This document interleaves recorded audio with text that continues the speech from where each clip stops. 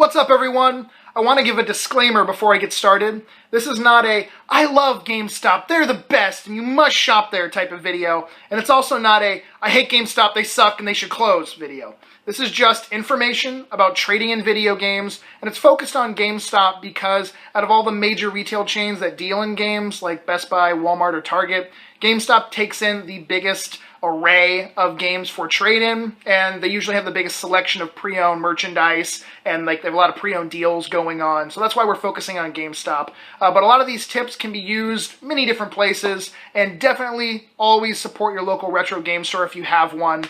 Some of these things will only work towards if it's a store that has like brand new games like PS4, Xbox One, Switch, that kind of stuff, because of certain deals going on. But either way, if you hate GameStop and you don't shop there, good for you. If you love them and you shop there, good for you too. Again, just information.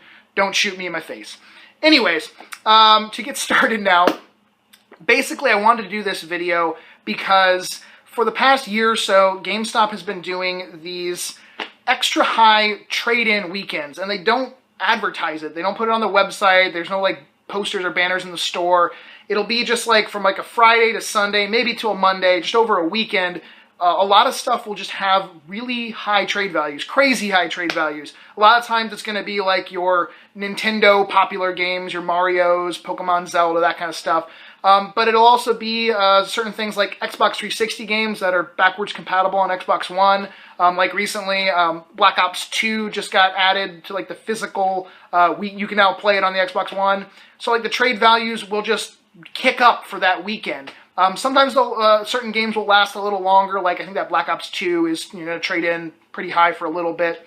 But the only way to really find out about this sale is to sort of check on a weekend. Go to either the GameStop app or the GameStop website. There's a little trade section, and just pick a few random games like a Mario Party on like the Wii U, Mario Party 10, or Mario Kart on the Wii, or a Pokemon game on the DS, and just see what that trade credit is. And if it's something like, you compare it to the price that it's selling for, where it's over 50% or almost like a 60-70% value compared to what they're going to sell for, then that's a pretty damn high trade value. And they only last that weekend. Now, trade values also can change every 24 hours. Basically you can look up a trade value and the next day it could be changed. It's not like they set it at the start of a month and it's good that way the entire month. So trade values, can flip-flop around. The cool thing about the weird trade-in weekends is if you can stack the normal trade value that they're giving. So let's just say it's, $20, like I think it is right now for a Mario Kart on the Wii. If you have a Power Rewards card and you say put that trade value towards an upcoming pre-order for, let's say like Prey is coming out, you can get an additional trade bonus on it. Sometimes you can get up to 50%, it's like 40%, and then if you have the Power Rewards cards, another 10%. Sometimes the trade value is even higher than they're going to sell the item for. Meaning like, if say Mario Kart was going to sell for $35, sometimes the game will trade in with like all the bonuses and everything for like $36. So technically, you're actually gaining $1 on GameStop for the profit that they're going to make. Now, obviously, they want the merchandise in. They want it, if that's for trade credit, because bonuses do not work for cash. You would still get that like high boosted special weekend trade value, but the bonuses will not work on the cash part. Now, if you're out, say, game hunting, garage sales, pawn shops, whatever, obviously, everyone has a smartphone. Everyone already looks up the prices of games on their phone and stuff, eBay, Amazon, to get an idea of the value. One thing, though, that a lot of people I hear say is like when they go into like a pawn shop, they'll say like, their local pawn shop, their prices are all super high. Now, obviously, depends on what you're looking for. I mean, if you're looking for the really popular titles or newer games for newer systems, the pawn shop or wherever you're at might price them pretty high. Keep an eye out though, like keep your app or your phone out and look up stuff that you're not even really looking for yourself. Look up stuff like Wii Sports or Hasbro's Family Game Night, things like that you're not looking to buy, but the trade value might still be really high.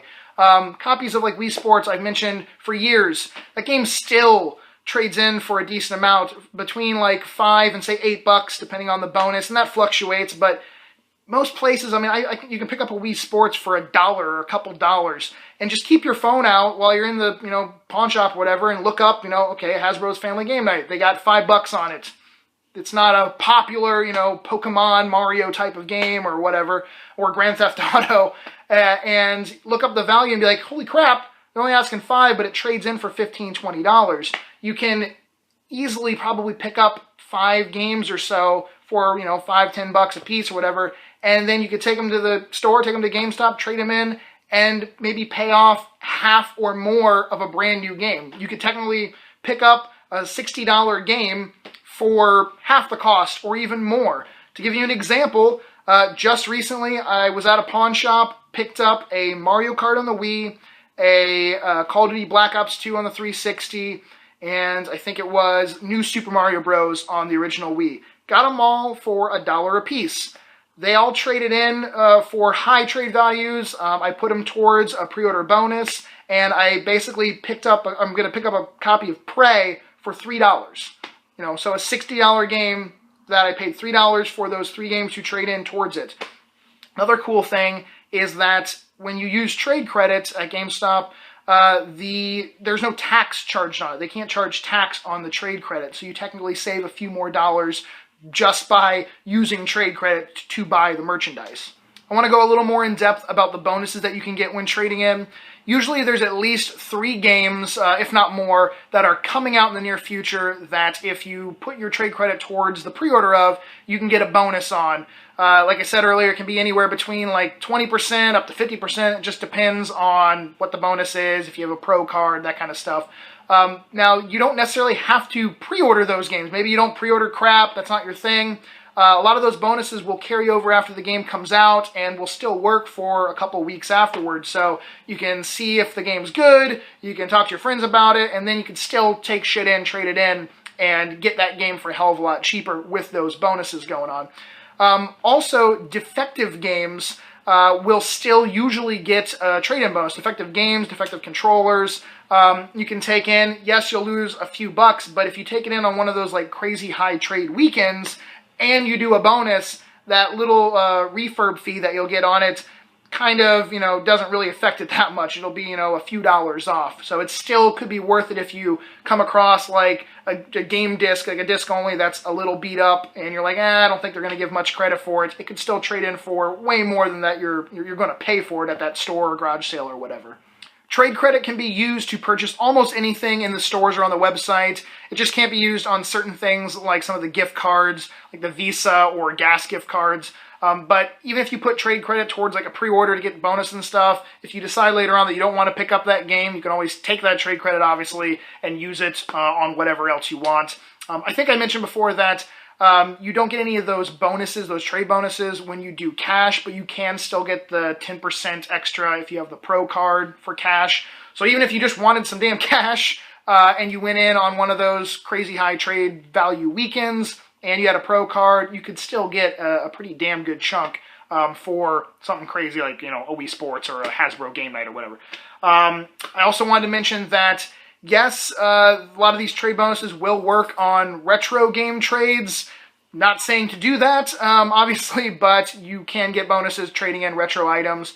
And sometimes bonuses will work when you trade in systems, but that's not as common as for games. And usually it's like trade in this type of system and get a higher trade value towards like a new console, like say like the Switch.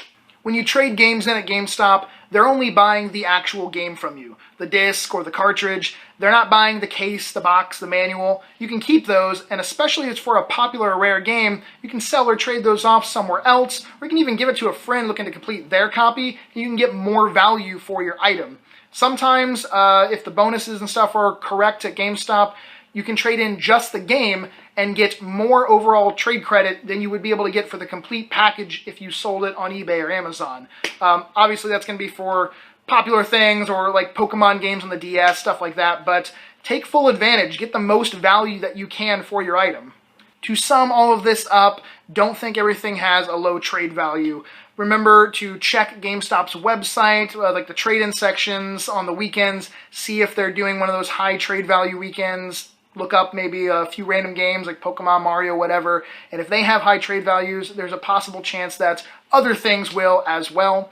When you're out game hunting, don't just look for the really popular things. Keep an eye out for everything. Look up even random game trade-ins like the last NCAA football or Major League Baseball games that came out on the 360. Those can have high trade values. And also, look for good trade bonuses going on. If there's a new game coming out on like a current gen console, PS4, Xbox One, whatever, and you're thinking of getting it, see if they're going to give an extra like 30% bonus or maybe even 50% bonus like on the day before or day of the game releases. You might be able to pick it up for just a few bucks, you know, by buying those items, trading them in, and getting a crazy amount for it. So there you go. There's some tips. Please feel free to let me know your trade-in experiences, trade-ins at other stores, great items you've gotten by taking a $1 game and then getting rid of it for $100, whatever. Leave that in the comment section below. Please give the video a thumbs up and hit subscribe if you don't mind. And I will see you all later. Peace!